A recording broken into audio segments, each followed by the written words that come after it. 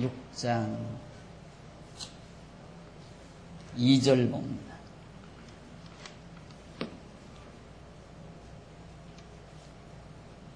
하나님이 모세에게 말씀하여 가라사대 나는 여호와로라.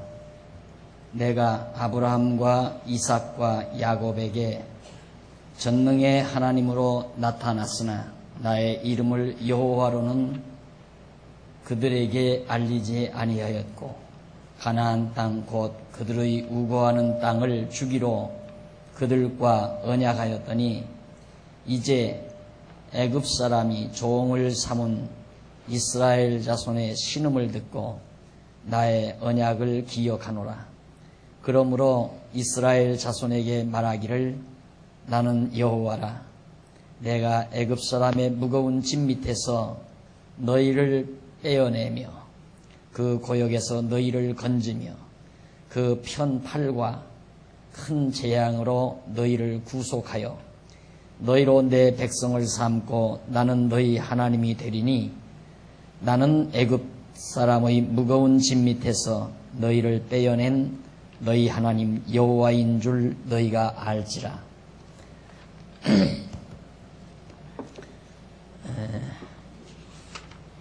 7절까지 봉독을 했습니다. 오늘부터는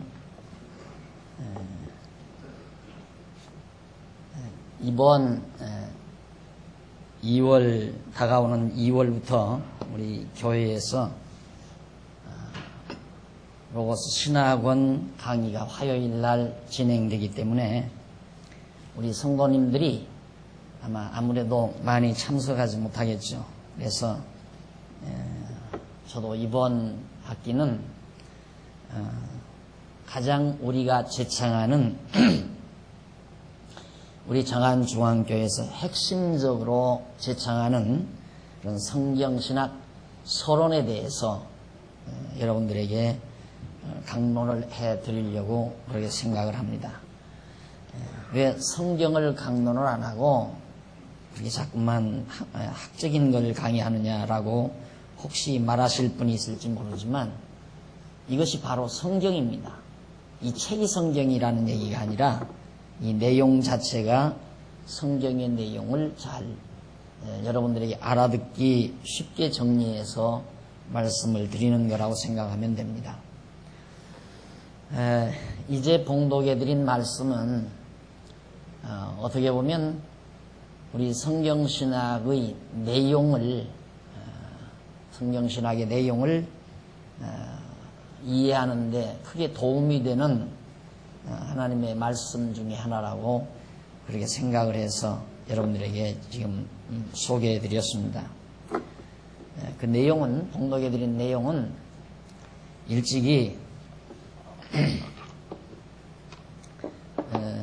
하나님께서 이스라엘 백성들을 모세를 통하여 이끌어내게 하시고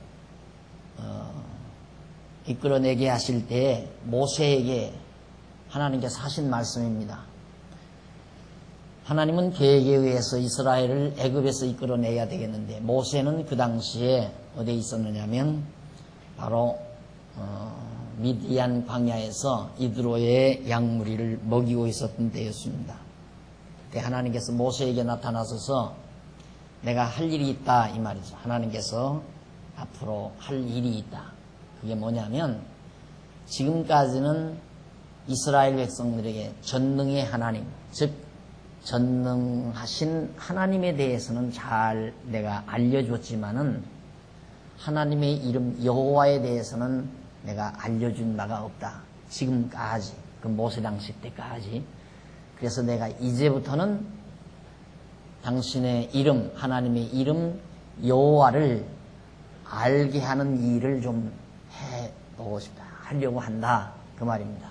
그러니 너는 내가 명령하는 대로 이스라엘 백성을 애굽에서 이끌어내라 하는 것이 바로 오늘 봉독해드린 말씀 가운데 전반부의 내용이고 그 뒤에 보면 이제 하나님께서 이렇게 해서 애굽 땅에서 너희를 이끌어내 가지고 광야를 지나 가나안 땅, 언약의 땅으로 인도해 놓으면 그때 내 백성 이스라엘이 나를 여호와로 알지라.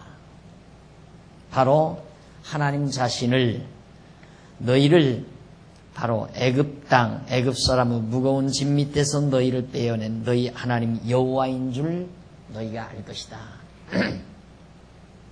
하나님으로는 알았지만 하나님 여호와인 줄은 이제 가나안 땅 들어가서야 확실히 알게 될 것이다 하는 얘기입니다. 물론 여호와란 말은 창세기 2장 3장에서부터 벌써 여호와라는 이름이 나옵니다. 그런데 그 여호와의 이름에 대해서는 이스라엘 백성들에게 가르쳐준 바가 없다. 이제부터는 그걸 가르쳐주겠다 하는 내용이 여러분들에게 봉독해드린 내용의 말씀입니다.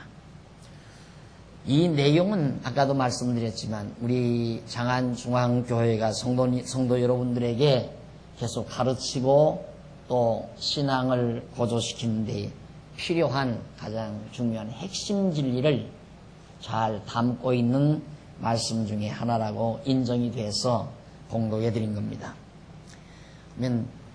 물론 이제 강의하는 이 내용은 아까도 말씀드렸지만 장안중앙교회가 유독하게도 핵심적으로 힘을 주어서 가르쳐 나가고 있는, 또 우리 교회가 오고 오는 세상 꼭 지켜야 할 진리에 대한 서론, 그것을 정리해서 이번에 강의를 해 드리려고 생각을 합니다. 지난번에 제가 이 강의를 마치고 나니까, 성경적 기독교 강의를 마치고 나니까 다음에 뭐를 할 거냐고 묻는 분들이 참 많았어요.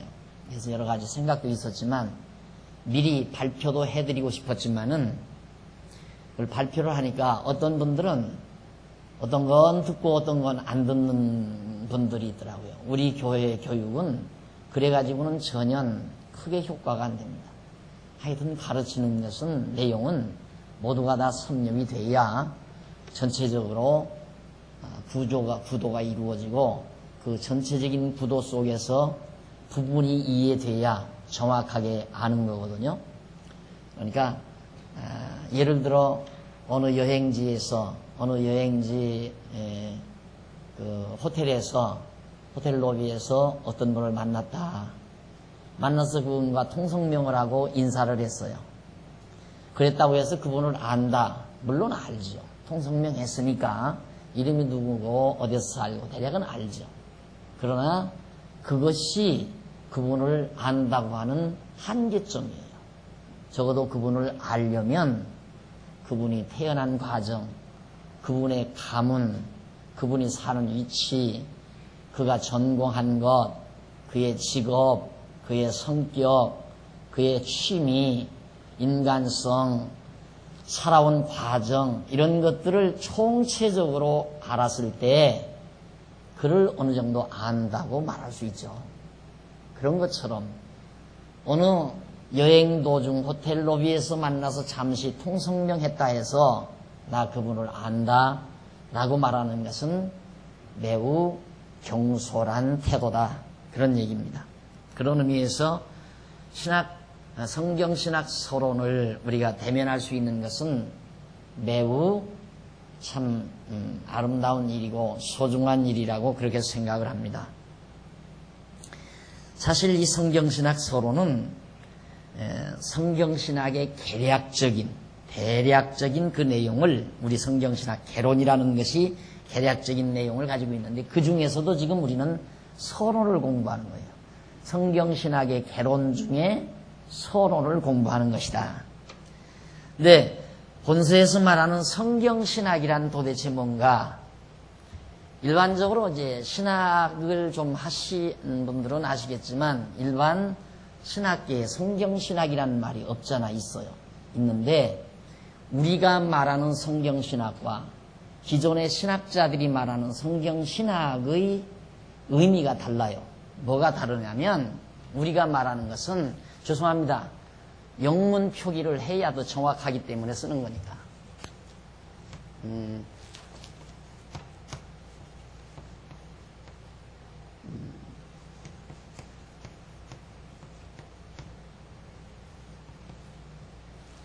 바이블 데올로지라는 말이죠. 우리가 말하는 것은 바이블 데올로지. 그런데 이게 이제 우리입니다. 근데 전통 신학에서 말하는 것은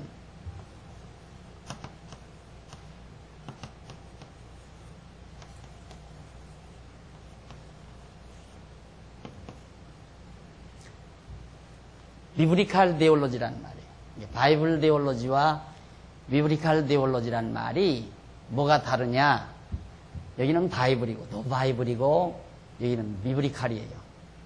이건 성경적이라는 말이죠. 성경적 신학. 이건 그대로 성경적이 아니라 그냥 성경신학이에요. The Bible. 성경신학이다. 그러나 일반적으로 우리 한글로 신학계에서 번역하는 것은 성경적 신학이라고 번역하지 않고 성경신학이라고 다 번역이 되어 있어요. 그러니까 일반 신학에서 말하는 성경신학과 우리가 말하는 성경신학의 성격이 같은 걸로 우리말로 보았을 때는 같지요. 같은 성경신학이니까. 그런데 내용은 사실상 다르다. 어떻게 다르냐? 영문으로 보아서 이것은 성경신학이고 이것은 성경적 신학이다. 그 말이에요. 그런 의미에서 이제 명칭도 다르고 내용도 실상은 다릅니다. 그 내용이 어떻게 다르냐면 전자는 하나님에 관한 성경 자체의 논리체계, 이것은 그냥 하나님에 대한 논리체계,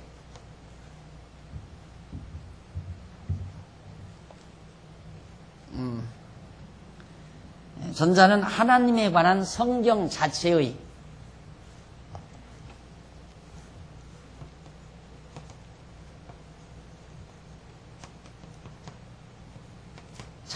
논리체계.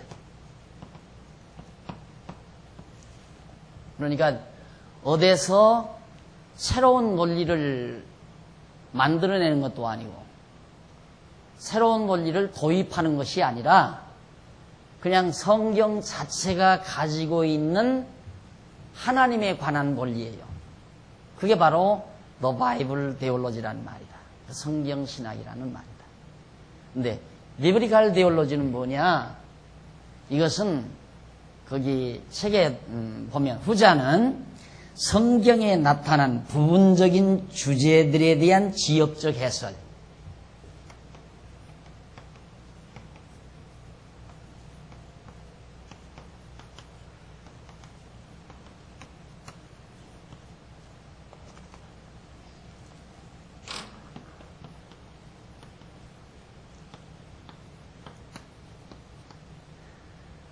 부분적인 주제들, 예를 들면 뭐 교회라든가 구원이라든가 중생이라든가 또는 무슨 종말이라든가 이런 부분적인 주제들이 많아요. 성경에 은혜라든가 뭐 성경이라든가 이런 부분적인 이 성경, 이 기독교 안에는 부분적으로 우리가 알아야 될 그런 토막 주제들이 많죠.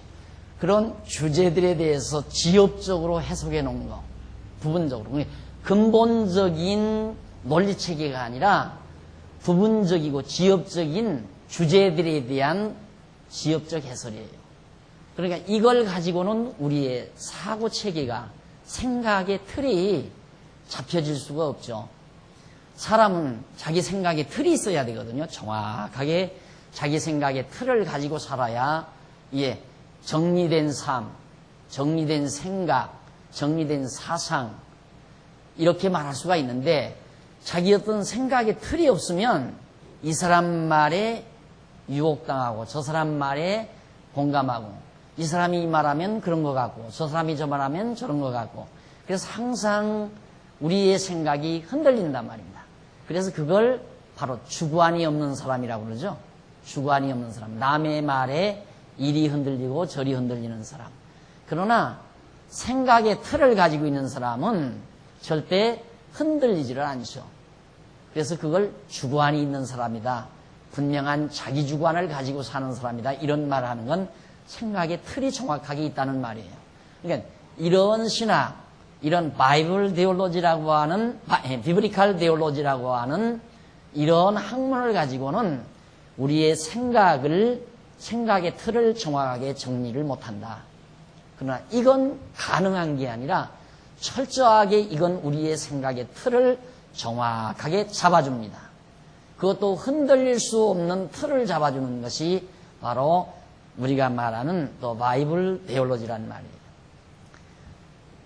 좀 빗나가서 말씀을 드리는 얘기지만 제가 이제 성경을 여러분들에게 이제 우리 성도님들에게 가르치면서 하도 곤욕을 많이 치룬 다음 날들어 선배들이 그렇게 잘 알면 쓰라고 그러더라고요. 그렇게 잘 알면, 그렇게 당신이 똑똑하고 잘 알면 글을 쓰라고 그래요. 그때가 이제 40대 중반쯤 됐는데, 그래서 그 말을 듣고는 그 말이 옳더라고요. 가만히 들어보니까. 근데 그때까지만도 제가 글을 쓴다는 것은 이 다음 60이 훨씬 넘어서서 이제는 뭐 활동보다는 가만히 들어앉아서 책이나 볼 수 있는 연령대, 그때쯤 가서 뭔가 쓸 게 있으면 몇 자 그적여놓고 하는 것이 그게 막 글 쓰는 것일 거다라고 생각을 했는데, 그 도전을 받은 다음에는 이게 아니로구나. 내가 가르쳐서 듣고 말씀을 들은 분들을 위해서라도 분명하게 논리적인 체계를 잡아놔야지 입으로만 뱉어놓은 것은 그냥 없어져 버리고 말잖아요. 물론 녹음도 돼 있고 CD도 구워놓을 수 있고 다 할 수 있지만, 녹화도 해놓을 수 있지만은 어쨌든 논리적으로 책이 이게 정리가 돼야 한다는 생각이 들 수밖에 없었습니다. 그래가지고 그때부터 생각을 하는데 도대체 어떻게 기독교 진리를 정리를 할 것인가 해서 별의별 생각을 다 했어요. 이렇게 해볼까 저렇게 해볼까. 그래서 이 교의 신학, 소위 일반 신학에서 신학이라고 하는 학문이 이제 그 교의 신학이라고 하는 게 논리를 잡아놓은 신학이거든요. 도그마, 논리를 잡아놓은 신학. 그게 바로 도그마 데올로지라고 해서 이제 교의 신학이라고 합니다. 근데 그게 이제 계시론, 서론, 신론, 기독론, 신론, 인재론, 기독론, 구원론, 교회론, 종말론 이런 식으로 이제 쭉 각각 주제들로 인해서 한 7개의 이론으로 하나의 교의 신학이라는 학문을 만들어 놨어요. 전통 신학이, 우리 장로교 신학이. 그걸 배워놓다가 보니까 자꾸만 그쪽으로 신경이 쓰여져요. 그래서 그 틀을 그대로 정리를 하는데 올바르게 잡아봐야 되겠다. 그 잘못된 걸 올바로 잡아야 되겠다 하는 생각을 하는데 영 마음에 들지를 않는 거예요. 왜 그러냐면 이제 서론, 신론, 인재론, 기독론, 교회론, 구원론, 교회론, 종말론, 이건 하나님께서 인간을 지었는데 인간이 타락했다 이 말이에요. 그러니까 예수가 와서 구원했다. 하나님이 인간을 창조했는데 타락해서 예수가 와서 구원했다. 그래서 우리는 용서함 받아 구원 얻어서 교인이 돼가지고 이 다음 세상 종말이 온다. 이런 이론이란 말입니다. 그런 논리적인 흐름으로 돼 있는데 그거 가지고는 성경의 전체적인 이론을 다 싸잡을 수가 없거든요. 다시 말해서 물건은 이렇게 큰데 이걸 싸야 될 포장은 손수건만밖에는 않다 이 말이에요. 손수건만한 이론을 가지고 이 엄청난 굵직한 성경의 진리를 다 싸잡을 수가 없어요. 그러니까 만족이 없죠. 그러면 도대체 어떻게 할 건가? 그래가지고 그 다음 생각하는 것이 그러면 그것 때려쳐버리고 종교개혁 당시에 개혁자들이 생각했던 칼빈의 경우는 그런 경우예요. 칼빈의 경우는 이렇게 하나님이 인간을 창조해서 타락해서 예수가 와서 구원해가지고 예수가 오셔가지고 우리를 구원해서 교회를 이루고 이 세상 종말을 맺는다. 이런 이론이 아니라 칼빈은 성부 하나님, 성자 하나님, 성령 하나님 훨씬 낫지요. 내가 볼 때는 바로 지금 현대 근대 학자들이 만들어내는 신학의 이론보다는 초기에 개혁자인 칼빈이 가졌던 생각이 훨씬 더 진보적이었다고 생각을 한 거예요. 그래서 삼위일체론적인 성부, 성자, 성령, 그래서 하나님은 누구신가, 성부는 누구이신가, 성령은 누구이신가, 성자는 누구이신가 해서 성부론, 성자론, 성령론 이 세 가지 이론으로 바로 우리 장안중앙교회가 제창하는 학문을, 신학을 체계화하려고 한동안 2, 3년 동안 몸부림을 쳤어요. 그걸로. 그런데 아무리 그렇게 하려고 해도 자꾸 반복이 되는 거예요. 그럴 수밖에 없는 것이 성부가 성자고 성자가 성령이고 삼위가 다 일체이신데 그걸 성부론 해놓고 얘기하다 보면 성자론에서 또 얘기해야 되고 성령론 해놓고 또 얘기를 해야 한다 이 말입니다. 그러다 보니까 이게 영 또 마음에 들지를 않는 거예요. 그래서 고민 끝에 5, 6년을 그냥 지나온 거예요. 쓰지를 못하고 정리를 못하고. 그러다가 어느 날 가만히 생각하니까 그러면 근대 학자들처럼 서론, 신론, 기독론, 신론, 인저론, 기독론, 구원론, 그 다음 교회론, 종말론 이렇게 안 한다면 삼위 하나님, 성부론, 성자론, 성령론 둘 다가 도대체가 내 마음에 내 양에 차지를 않아요. 근데 삼위일체론, 성부론, 성자론, 성령론은 손수건보다는 조금 커요. 커도 이 물건이 너무 크기 때문에 그걸 도저히 그것도 감싸할 수가 없어요. 또 논리적으로 이게 자꾸 중복이 되니까 중복되는 논리를 잘못 만든 거거든요. 그래서 이것도 아니다. 결단이 내리고 나니까 그 다음부터는 상당히 머리가 아프더라고요. 그러면 어떨 거냐. 못하고 마는 거 아닌가. 그러던 차에 나왔던 것이 임시로 그런 고민 끝에 나왔던 이론 자체가 성경적 기독교라는 겁니다. 성경적 기독교. 여러분 지난번에 공부 다 했죠? 성경적 기독교 몇 달에 걸쳐서 여러분 공부한 겁니다. 그걸 딱 쓰고 나니까 딱 떠오르는 게 뭐냐. 하하. 성경 자체의 이론이 얼마나 아름다우냐. 얼마나 완벽하냐 이거죠. 이건 하나님께서 세우신 이론인데 하나님이 우리에게 계시하시는 내용의 이론인데 이론 체계인데 그 이상 더 아름다운 체계가 어디 있겠는가. 그게 딱 확신이 오더라. 그러면 물어볼 것 없다. 성경신학이다 이거예요. 그럼 이건 성경적 신학 해가지고 이건 부분적 주제들에 대한 지엽적인 이파리들의 설명이라면 이것은 성경 자체가 가지고 있는 줄기의 설명이거든요. 원줄기, 그러니까 나무 그 줄기, 뿌리로부터의 원줄기에 대한 설명이기 때문에 지엽적인 설명과 줄기에 대한 설명과는 비교가 되지 않잖아요. 그래서 이 비브리칼이라는 말이 마음에 들질 않아요. 비브리칼, 성경적이라는 말이 마음에 안 들어요. 물론 제가 지난번에 한 것은 성경적 기독교, 그건 성경적이었어요. 왜냐하면 성경이 가지고 있는 논리는 아니니까 그것이. 내용은 성경에 다 있는 내용이지만 그 이론, 논리의 구조 자체가 성경은 아니라 이 말이에요. 그러니까 성경적일 수밖에 없죠, 그것은. 이것도 마찬가지예요. 성경의 이론은 아니지만 각각 주제들에 대한 내용 자체가 성경에 있는 거기 때문에 그래서 비브리칼이란 말을 쓴 거라 이 말입니다. 그래서 나는 이거 비브리칼이 아니라 우리는 너 바이블이다. 그냥 성경 그대로의 신학이다. 성경이 말하는 하나님에 대한 학문이다 이 말이에요. 그래서 더 바이블 데올로지란 우리의 학명을 붙이게 된 겁니다. 이 학명을 붙이고 바로 이어서 로고스 신학원을 만들고 나가서 조금 몇 년 후에 처음에 로고스 신학연구원을 만들었죠.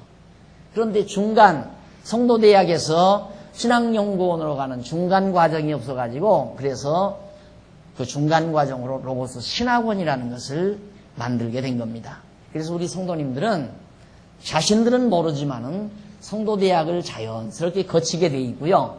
그 다음 성도대학을 거치면서 신학원을 거치게 돼 있고 여기에서 한평생 연구하면서 살 수 있는 연구하는 은사를 받았다고 하는 분은 로고스 신학연구원에서 한평생 같이 연구하며 살 수 있는 그런 연구체계를 마련해 놓은 것입니다. 그래서 The Bible Theology다. 이것이 우리 장안중앙교회가 제창하는 학명이에요. 학적인 명칭이다. 그래서 영어로 이건 뭐 중학교만 나와도 다 할 수 있는 영어 아니에요. The Bible Theology. 이거 꼭 여러분 기억하셔서 이것이 우리의 학명이다. 비브리칼 데올로지가 이거 비브리칼 데올로지는 여러분들이 한 학기에 뭐 150만 원, 200만 원 주고 신학교 가면은 이거 배우러 가는 거예요. 이것은 손수건이라면은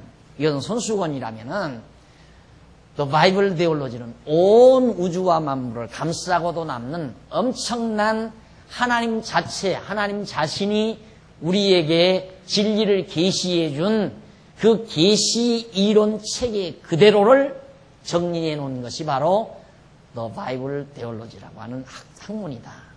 그거에 대한 서론을 앞으로 여러분들이 하나하나 이 오후 시간에 차분하게 앉아서 같이 탐독하게 되겠습니다. 그래서 전자가 성경에 계시된 하나님에 대한 근본적인 설명이라고 한다면, 그렇죠. 전자, The Bible Theology가 하나님에 대한 근본적인 설명이라면, 후자는, 비브리칼 데올로지는 성경에 소개된 다양한 주제들에 대한 지엽적인 이파리들의 설명이다. 이 말. 그러니까 우리가 가을에 보면 낙엽들이 우수 떨어집니다. 이파리들이 따로따로 떨어져 있잖아요. 이파리들 하나하나를 설명하는 거예요. 이파리 하나하나를. 그럼 이파리 하나하나 설명하면 복잡하기만 하죠. 머리가 사분하고 복잡하다 이 말.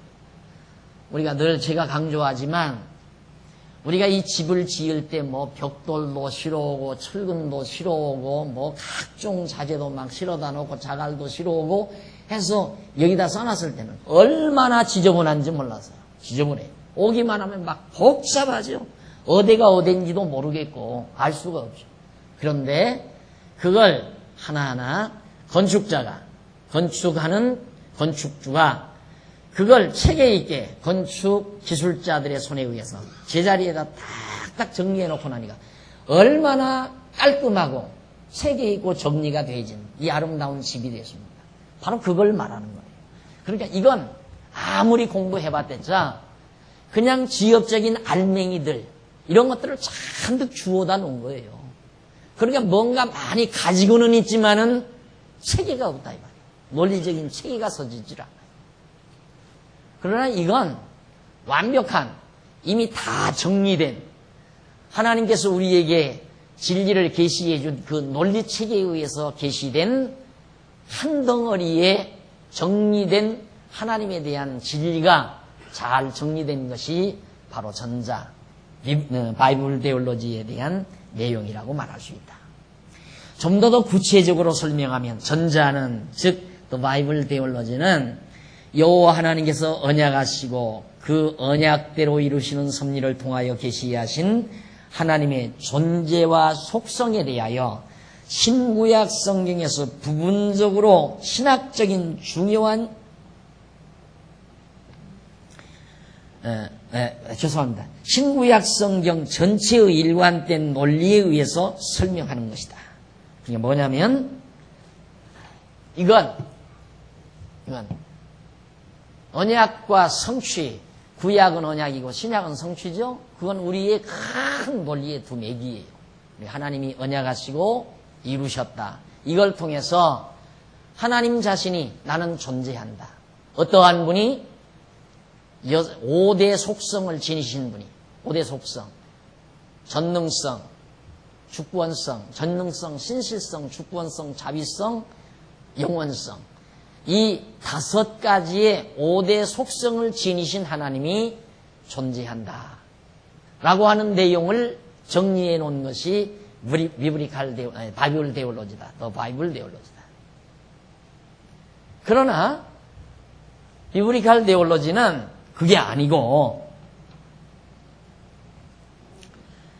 후자는 신구약 성경에서 부분적으로 신학적인 중요한 주제라고 생각되는 내용들을 주제별로 일관된 논리 없이 각각 설명한다.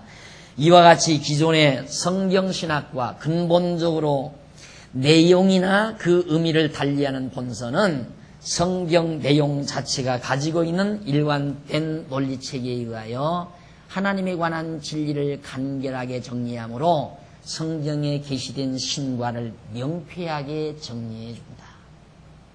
문제는 성경은 한마디로 하나님이 계시다. 그리고 어떠한 하나님이, 이러한 하나님이 이 말이에요. 그러니까 그 말을 다시 정리하면 성경이란 뭐냐? 이러한 속성을 지니신 하나님이 살아계시다. 요 말 한마디예요. 그게 결론으로 딱 떨어져야 돼요. 그 하나님이 살아계시다. 어떠한 하나님이, 이러한 속성을 가지신 하나님이, 그러한 속성을 가지신 하나님을 뭘로 하느냐? 하신 일을 통해서 우리는 알거든요. 하나님이 섭리하신 일을 통해서 하나님의 속성이 드러난다 이 말입니다. 하나님은 형상이 없으니까 존재하는 물체, 형상은 우리가 볼 수가 없어요. 하나님이 형상은 보여줄 수 없지만은 존재한다는 건 알게 할 수 있죠. 이 말 매우 중요한 거예요. 우리는 하나님이 형상을 가지고 계시지 않기 때문에 그의 형상은 볼 수는 없어요. 그러나 하나님이 형상은 못 보여주지만은 왜? 타락에 있기 때문에 못 보는 거거든요. 타락만 안 했으면 볼 수 있지만. 예. 타락한 우리 인간에게 형상은 보여줄 수 없지만 있다는, 존재한다는 사실은 확증시켜 줄 수가 있다. 그게 하나님이 하시는 계시자고요. 그럼 어떠한 하나님을 5대 속성, 5개의 속성을 지니신 하나님이 살아계시다. 이거란 말입니다. 성경이 그렇게 간단해요.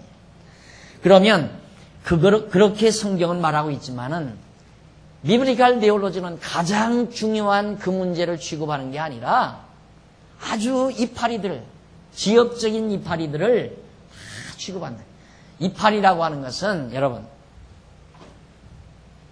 모든 이파리라고 하는 것은 줄기가 이렇게 자라나는데 이파리가 펴야 줄기가 자라나요. 제 방에 어느 집사님이 화분을 하나 가져다 줬는데 이파리가 피는 가지는 쭉쭉 자라나요.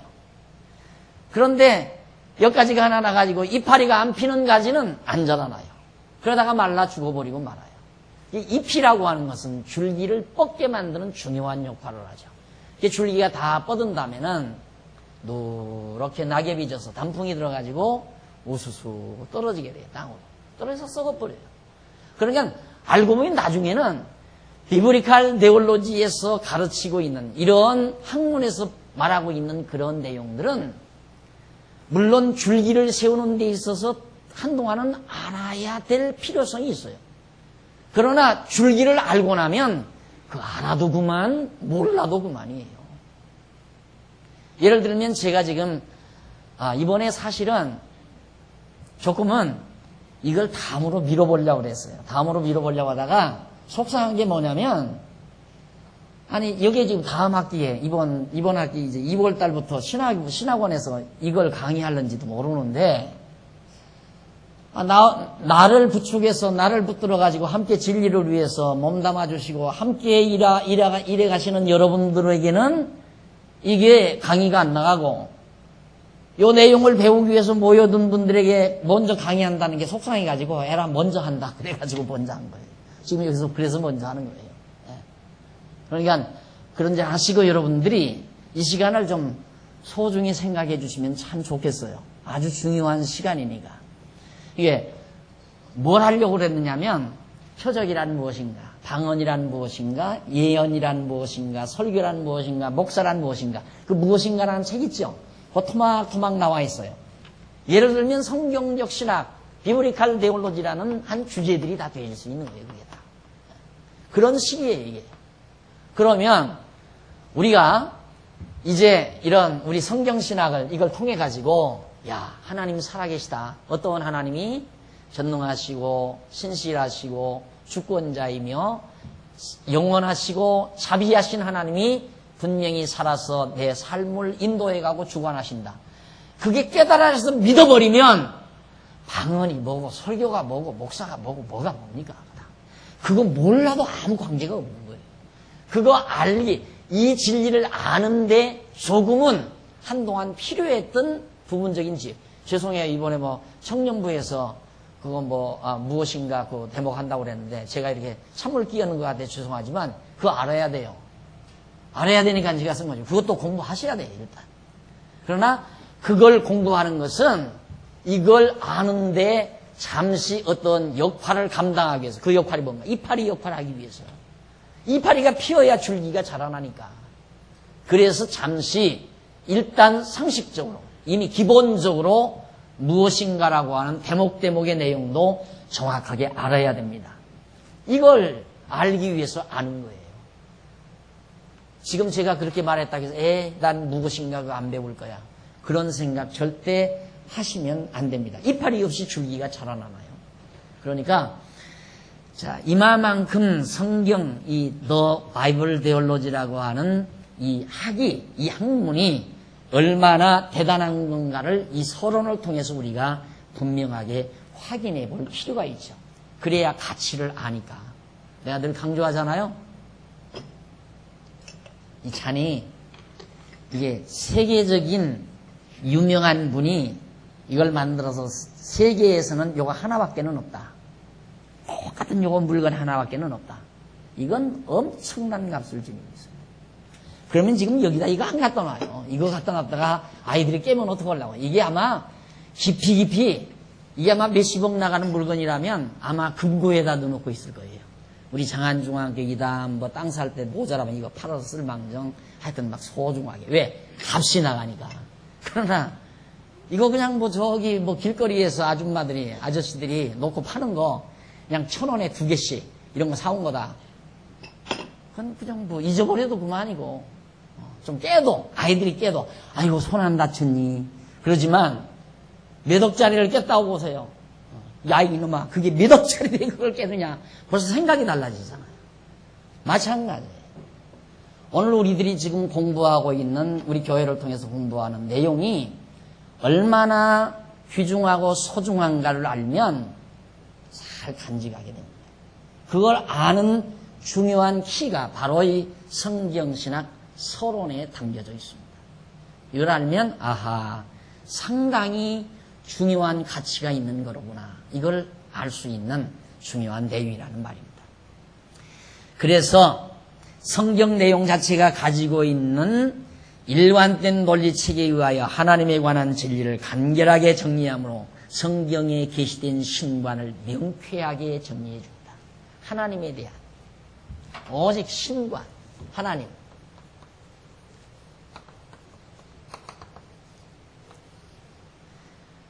결국 하나님을 아는 것이 지식의 근본이에요.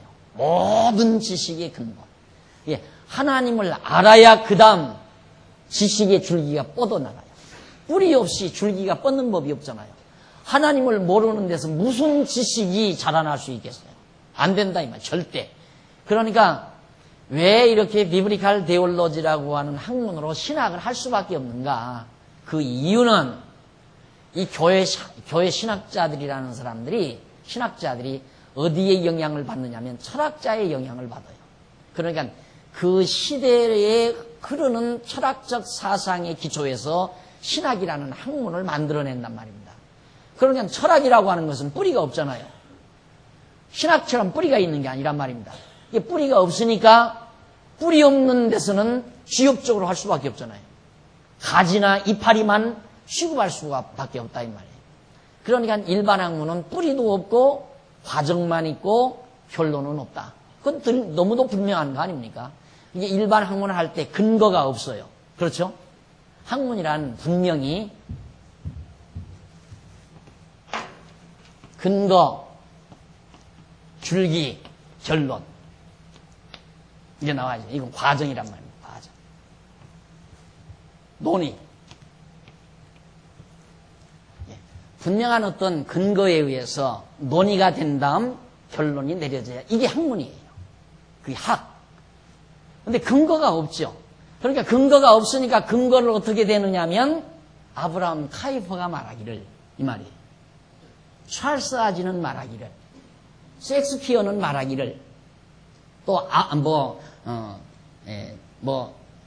다른 자기 선배 스승들의 이름을 빌려가지고 이렇게 말했다. 그걸 근거로 삼아요. 그걸 근거로. 그럼 그 사람은 무슨 근거로 삼냐? 자기 선배의 근거를 또 삼아요. 올라가고 올라가다 보면 나중에는 근거가 없어요. 근거 없이 어떤 유명한 학자가 한마디 한 걸, 그 다음 그 사람의 제자가, 우리 스승인 아무개 교수께서, 아무개 박사께서 말하는데 이랬다. 그걸 근거로 해서 논의를 해나가는 거예요. 그러니 이렇다라고. 이렇다가 아니라 이럴 것이다. 일반 학문에서 이렇다라고 결론 내리는 학문은 그건 학자가 아니죠. 이렇다고 생각한다. 생각한다, 이럴 것이다. 이거예요. 이게 그 결론이 여전히 이럴 것이다. 그렇지 않을 수도 있을 것이다. 이 말이죠. 그러니까 결국 의문으로 남는 거예요. 일반 학문이라고 하는 것은. 모든 학문이 다 그래요. 어떤 학문이나. 철학적 학문이라고 하는 거예요. 과학도 마찬가지죠. 과학도 결론은 안 나와요. 아직. 그냥 과정뿐이죠. 연구 과정뿐이지. 그러니까 누가 중간에 이것이다 라고 결론 내렸다가 그 다음 더 과학이 발전하게 되면 그건 부분적인 얘기였다. 그건 틀렸다. 하고 뒤집잖아요.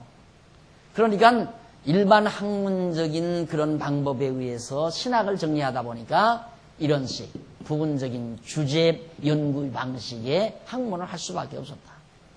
여러분 이걸 찾기 위해서 종교개혁 이후 얼마나 많은 신학자들이 몸부림치고 애썼는지 아십니까? 일관된 하나의 논리체계에 의해서 정확한 근거와 논의와 결론이 딱 떨어지는 이런 학문. 이게 지금 우리나라에서 교계의 대단한 인물들이 교계의 재벌들을 뒤에 업고 대단한 인물들이 모여서 뭘 하려고? 기독교 대학을 설립하기 위해서. 그래서 기독교 대학을 설립하려면 제일 중요한 게 학문 아니에요? 학문 없이 무슨 대학을 해요? 학문이 있어야 대학이 되는 거예요. 이 학문을 정착을 해야 되겠는데 이것 가지고는 안 되겠더라고요. 부분적으로 얘기하다 보니까 꾀꼬리는 꾀꼬리 소리, 뻐꾸기는 뻐꾸기 소리, 오리는 오리 소리, 참새는 참새 소리. 다 각각 자기 소리 내니까 이게 하모니가 안 이루어진다 이 말이에요. 그러니까 이게 골치예요. 이게 지금 우리나라에 대단한 학자들이 모여서 정말 기독교 종합대학을 하나, 정말 학문이 있는 하나의 이런 일관된 논리체계에 의한 기독교 세계관에 의한 대학을 설립하기 위해서. 그런데 학문이 안 된다. 돈도 있어요. 인재들도 막 끄리끄리다. 하버드 출신, 예일 출신들, 외국에서 다 공부한 사람들 데려다가 딱 하는데 이게 하나로 이파리들이니까 지역들이니까 이걸 하나로 엮어서 줄기를 만들어야 되겠는데 줄기가 안 된다 이 말이에요. 갖다 맞춰보니까 하나는 대나무 가지고 하나는 배나무 가지고 하나는 사과나무 가지고 하나는 복숭아나무 가지고 이래 놓으니까 맥이 안 통하잖아요. 이게 맥이. 그러니 무슨 힘이 있어서 일을 하겠어요? 일을 할 수가 없죠. 이게 고민이에요. 그러니까 기독교 대학이라고 많이 세웠지만 그건 이런 지역적인 이런 거 할 수 없죠. 그것이라도 학문이니까. 그걸 가지고 가리킨다고 앉아서 교수들 앉아서 학생 모집해서 한 학기에 200만 원, 300만 원씩 받아가지고 그냥 그렇게 다 그냥 먹고 사는 거예요. 여러분 제가 이런 말을 여러분들에게 당돌하게 얘기하니까 야, 저 박 목사 너무 웃긴다 이렇게 생각할지 몰라요. 그러나 지금 내가 뭘 얘기하고 있는지는 여러분 아실 겁니다. 거짓말인가? 사실 아니에요? 이거. 누구도 이거 반대할 사람 있으면 말해봐요. 일반 철학이라는 것이 근거가 있나? 아무 근거 없어요. 아무 근거. 근거 없는 논의를 하는 거예요. 그러니까 너는 그렇게 생각하냐? 나는 이렇게 생각한다. 그래, 내 말도 일리가 있다. 나는 그러나 이렇게 생각한다. 저 사람 말도 괜찮은 말이야. 그게 바로 이 세상 학문이에요. 그게. 거기에 무슨 근거가 있어요? 근거 아무것도 없어요. 그러니까 책 쓴 거 보면 선배들의 책, 선배들이 말한 유명한 학자들이 말한 것 토달아가지고 이게 근거다 해서 제시하는 거죠. 그 사람은 또 사람인데 안 그래요?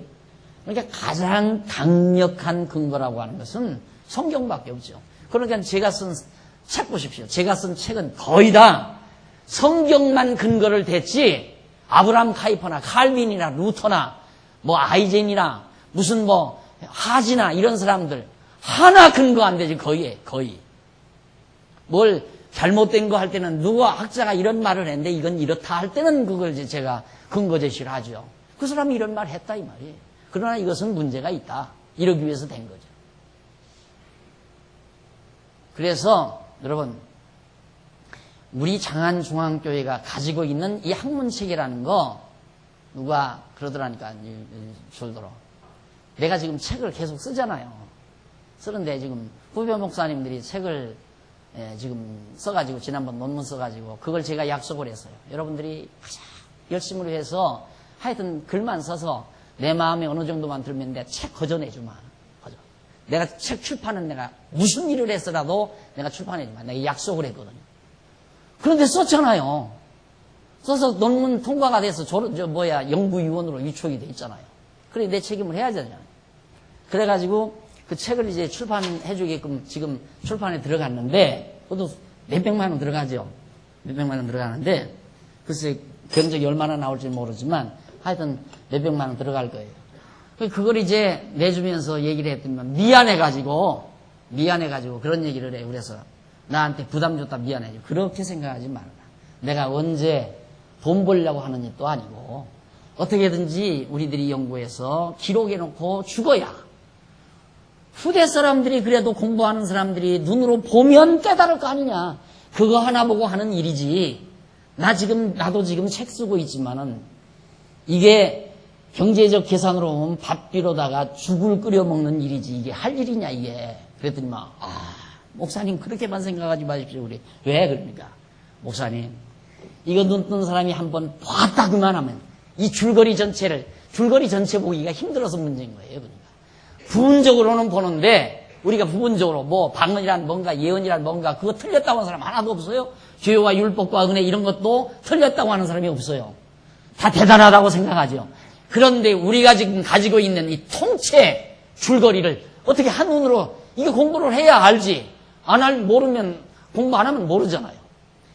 이게 눈 뜬 사람이 보는 날에는 목사님 떼부자 됩니다. 그러더라니까. 떼부자는 못될 망정에서 들으니까 떼부자 된다니까 좋더라. 나도 돈 꽤 좋아하는가 봐요. 하는 말이지만 내가 왜 이 이야기냐면 이게 귀중하다 이 말이에요. 내가 연구해서 내가 내 이 돈으로 만들어가면 내가 입 간지러서 못하죠. 입이 간지러워서 내가 해놓은 걸 어떻게 내가 선수 자랑을 합니까? 내가 책 써서 내가 책 이렇게 출판해놓고도 책 나왔습니다. 책 좀 사주십시오. 이 말 한마디 못하는 사람인데 이게 내가 만들어낸 철학적 사고라면 이 말 못해요. 자화자찬이죠. 이 말을 옛날에 시골에서 난쟁이 허리춤 춘기다. 난쟁이가 아무리 축혀 올려도 얼마나 올라가겠어 이게. 내가 나를 축혀 올리는 일을 내가 왜 하겠어요. 내가 만들어낸 것 같으면 내가 말 못해요. 성경이 이렇다 이 말. 성경 이건 대단한 거예요 진짜. 그래서 이걸 어떻게든지 우리 자라나는 후대들에게 구김없이 잘 전해주고 싶은 뜨거운 열정이 하나로 똘똘 뭉쳐있는 것이 우리 당회고 우리 장안중앙교회의 모습이라는 걸 여러분들이 아신다면 이제 살펴가고 있는 이 서론 내용이 얼마나 소중한가를 다시 한번 느끼게 될 겁니다. 출바군데 보시면 신구약 성경은 여호와 하나님 계시서입니다. 이 성경, 신구약 성경은 하나님을 나타내 보여주는 다시 말해서 여호와 하나님을 계시한 것이 성경이라는 말이에요. 성경은 다른 거 아니에요. 우리에게 착한 일 해라, 좋은 일 해라, 이렇게 살면 잘 산다, 이렇게 살면 복 받는다, 생활의 비법이라든가 축복받는 비결이라든가 생활의 방법이라든가 인간의 도리라든가 이걸 가르치려는 게 아니에요. 절대 그거 아니라 이 말입니다. 근본적으로는. 가장 중요한 것은 바로 이 성경 자체가 하나님을 계시하는 거다. 나 이렇게 살아있다. 나는 이런 속성을 가진 자다. 이것 알려주는 것이 성경이다. 이건 놓치면 안 돼. 이게 가장 핵심이에요. 성경을 보는 핵심. 그러니까 여러분 요즘 주일날 설교를 강의를 들어보면 알지만 여러분들은 그렇게 묘하게 빠져나간다고 그럴 거예요. 날들어. 어떻게 저렇게 묘하게 빠져나갈까? 난 빠져나가려고 그러는 게 아니에요. 성경이 그러니까 그렇게 나가는 거지. 아까도 그랬잖아요. 생각해 보세요. 분명히 아합의 아들 아비암이 범죄인이에요. 죄를 졌단 말입니다. 여호사밧도 죄인이고. 그런데 왜 여호사밧 편을 들고 여호람은 하나님의 사람 엘리사가 싫어하느냐 이 말이죠. 그런데 또 왜 그렇게 승리를 하게 만들어요? 여호람이 승리했잖아요. 모압 치고. 왜 그렇게 하느냐 이 말이죠. 그걸 어떻게 빠져나요? 여러분 만약에 여러분들이 나한테 내가 그 부분을 강의를 했는데 여러분이 목사님 의문 하나 있습니다. 언젠가는 우리 교회는 주일낮에도 이렇게 강의 마치고 중간에 질문도 받고 그런 분위기 풍토가 좀 됐으면 싶어요. 그런데 아직 주일날 난예배는 경건해야 되고 조용히 앉아서 하나님 앞에서 엄숙하게 그래야 한다. 이게 뼈에 굳어가지고 공부한다는 그런 분위기보다는 어떤 의식을 갖춘다는 분위기 강해요. 그래 내가 이것도 안 친다니까. 이거 갖다 놨는데 네가 안 쳐요. 이거 치면 또 이래지니까 빡빡해진단 말입니다. 이거 딱 치면. 그래서 내가 이거 딱 들으니까 뭔가 움츠러지죠. 자유스러워지라고. 왜? 사람이 딱 움츠러들면 뇌파가 딱 멈춰요. 뇌 기능이 딱 멈춘다 이 말입니다. 그러니까 아이들을 공부시킬 때 너 왜 그렇게 이놈아! 해놓으면 그만 뇌가 빡 굳어져가지고 알았던 것도 다 잊어버려요. 그렇게 되시는 거 아니에요? 그러니까 제발 그냥 완전히 편안한 상태에서 아무 제약 안 받고 질문도 하고 대답도 하고. 근데 만약에 오늘 같은 날 목사님 그 왜 하나님께서는 그렇게 악한 여호람으로 하여금 모압에게 승리하도록 그렇게 섭리하십니까? 그렇게 악한 죄를 졌는데 망해야 될 사람 아닙니까? 하고 물으면 내가 뭐라고 대답하겠어요? 대답하면 나도 그건 모르겠다. 이 다음 하나님께 가면 나도 그것부터 한번 물어봐야 되겠다. 그렇게 말할 수밖에 없잖아요. 그런데 대답하잖아요. 내가 묻고 대답해요. 여러분들의 그 가벼운 부분들을 내가 알고 내가 나한테 묻잖아요. 그리고는 내가 대답해 드리잖아요. 묘하게 빠져나가는 게 아니라 원리가 있어서 그래요. 원리가. 이 원리가 뭐냐면 하나님 당신을 계시하는 거예요. 하나님 당신을 계시하는 거예요. 그러니까 너 이긴다 예언했으니까 이기게 해줘야 여호와 하나님 살아계시구나. 전능하신 여호와가 살아계시구나. 그거 알게 하려는 것이지. 야 아비야마 너 모압 쳐서 노량물 뺏어다가 잘 먹고 잘 살아라. 파티 열고 한번 개선가 노래를 부르고 온 국민이 희열에 찬 큰 잔치를 베풀어라. 국경일을 정해가지고 그렇게 스릴 있게 살으라고 하나님께서 모압을 쳐서 승리하게 한 거 아니라 이 말이에요. 하나님을 계시하시기 위해서. 이게 빠져나간 거예요? 빠져나간 게 아니에요. 그냥 성경 자체가 가지고 있는 논리지. 그러니까 정확하게 성경에 대한 접근을 정확하게 했기 때문에 깨끗이 성경이 풀리는 거예요. 이거 잘못 접근하면 성경은 하나님이 잘하면 벌 주고 잘하면 복 주고 잘못하면 벌 준다. 이런 하나님일 거라고 하는 관심을 가지고 성경을 보면서 우리는 어떻게든지 착하게 살아야 된다. 선하게 살아야 된다. 죄 짓지 말고 살아야 된다는 쪽으로 접근하면서 성경을 보면 아비야는 죄를 일으게 해주고 우상을 섬기는데 왜 모압을 쳐서 이기게 했을까? 하나님 이상한 분이네. 이해가 안 가잖아요. 네?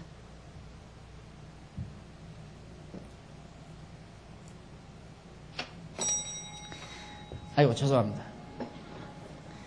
여호와 하나님께서 스스로 계시하시려고 성령 감동으로 기자들로 하여금 성경을 기록하시는 것이 바로 우리가 보고 있는 신구약 성경입니다.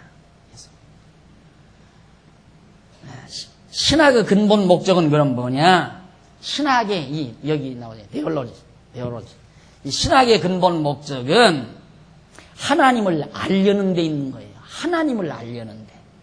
하나님이 도대체 어떤 분이신가?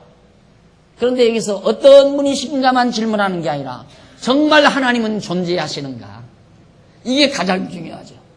그런데 이게 이제 과거 중세 이전, 그러니까 중세 이전이 7세기 칸트 출생 이전, 칸트 철학자 칸트가 나오기 이전에는 그 전까지만도 신의 존재에 대해서 그냥 신은 당연히 존재하시는 분, 누구나 다 그냥 집에 가면 어머니 아버지 있다 그러듯이 신은 존재한다. 교실에 앉아있다 그렇게 알듯이 신은 어딘가에 존재하시는. 그런데 그 망나니 같은 칸트가 태어나가지고, 야, 너 신 봤냐, 이거야. 한번 우리들이 생각해 볼 필요가 있지 않느냐. 이렇게 주책은 아니죠. 사람을 좀 영리하게 만든 거죠. 그러는 통에 그때로부터 연구하다가, 알 수가 없다. 아인슈타인 아니에요. 아인슈타인이 그래서 불가지론을 말한 거예요. 신은 있는지 없는지 알 수가 없다. 있어도 모르고 없어도 모른다. 그러니까 없다고도 말고 있다고도 말라 그 말이죠. 쉽게 말하면 모르는 건 말하지 말라 이 말이에요. 그러니까 신에 대해서 언급하지 말라. 모르니까 있는지 없는지 모르니까. 그게 불가지론이에요. 아인슈타인이 말한 불가지론. 그 뒤로부터 신의 존재가 부정돼가지고 우리가 지금 수요일 저녁에 수요일 저녁에 공부했나요? 그렇지. 수요일 저녁에 죄와 율법과 그리고 은혜 공부할 때 실존주의 공부했잖아요. 실존주의.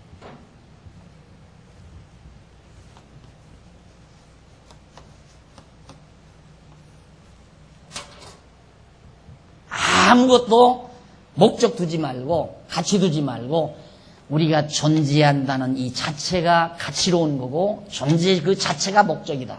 이게 실존주의 철학의 사고입니다. 사고의 핵심. 그러니까 하나님이고 뭐고 필요 없어요. 내가 중요한 거예요. 존재하는 내가 가장 소중한 거예요. 존재한다고 하는 나보다 더 가치로운 것도 없고 나보다 더 위대한 것도 없다. 그래서 이제 개인주의가 좀 나오는 거고. 그래서 이제 개인주의로부터 민주주의가 파생되는 거고. 이 실존주의의 영향입니다. 그러니까 하나님이 존재하느냐 이 문제에 대해서는 종교 개혁자들도 질문을 안 했어요. 그런데 17세기, 18세기 넘어오면서 근래에 이르러서 신은 없다. 그게 더더군다나 이제 니체가 태어나서 신을 처형시켜버리잖아요. 신을 역사 밖으로 내쫓고 처형시켜버려요. 그러니까 신은 없는 거예요, 이제. 그러니까 이제 우리의 의지적 결단만 남아있다. 인간의 의지적 결단만 남아있다. 그게 이제 니체가 말하는 내용입니다.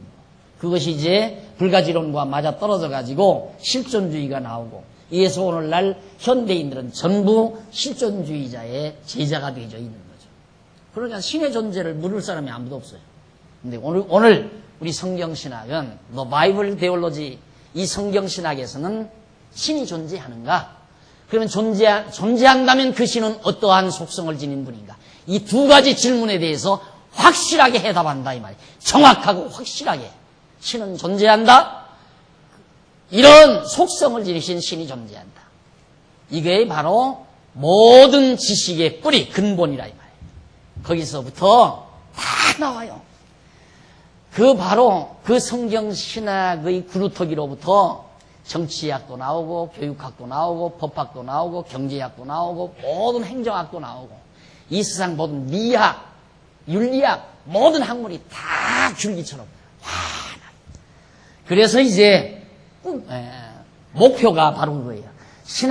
로고스 신학연구원에서 하고자 하는 작업이 뭐냐면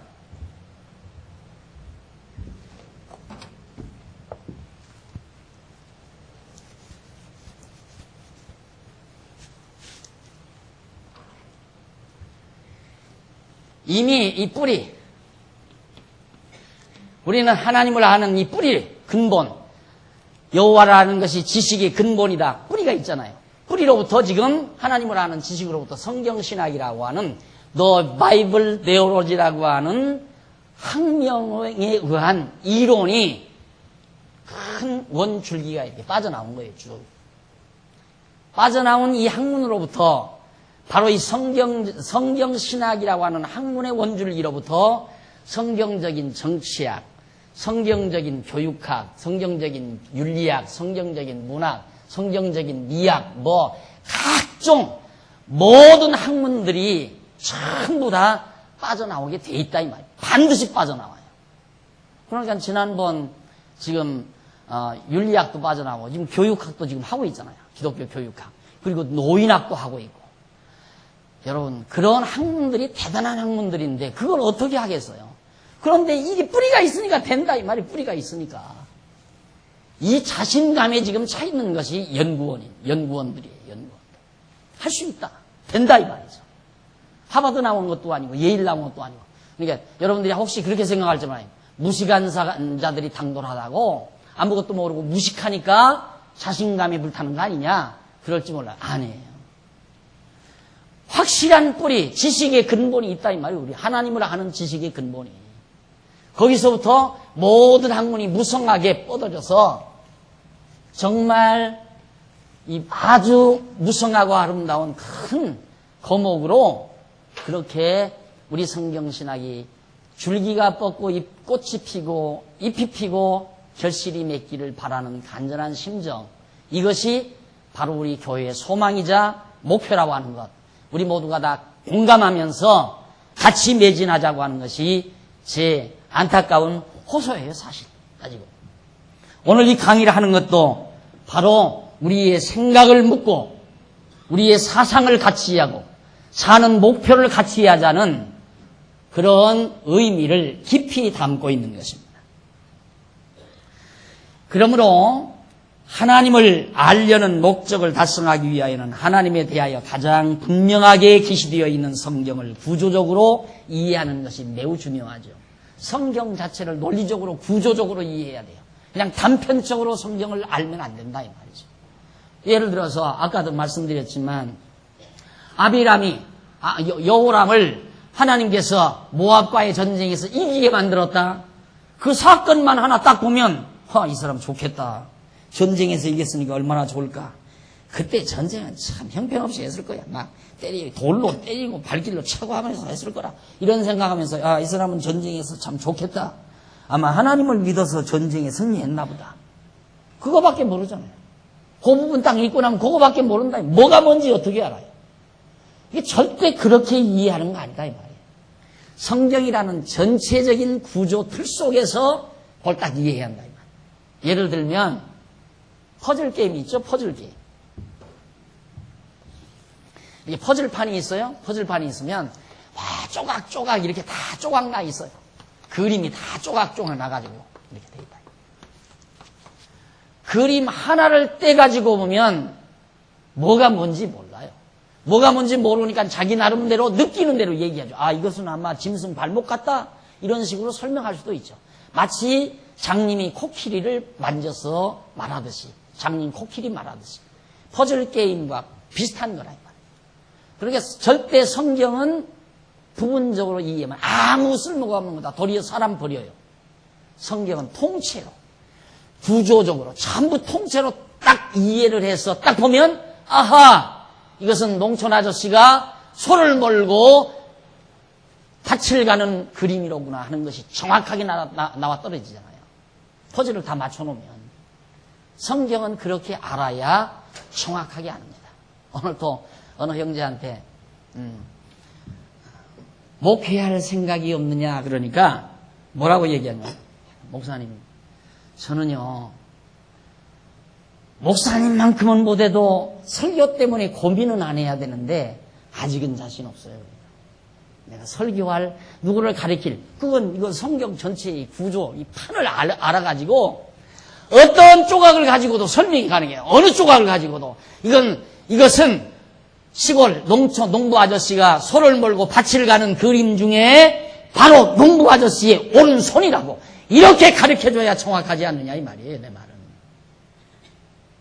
그러니까 성경은 전체적으로 구조적으로 이해해야지 로마서만 알고 갈라디아서만 알고 그거 절대 아니다 하는 거다. 그래서 본서는 바로 신구약 성경의 일관된 논리적 구조를 통하여 계시된 하나님에 관한 설명입니다. 그래서 필자는 본서를 저술함에 있어서 기존의 전통신학적인 이론과 틀에 매이거나 크게 의존하지 아니하고 비브리칼 데올로지 이론에 절대 의존하지 않는다.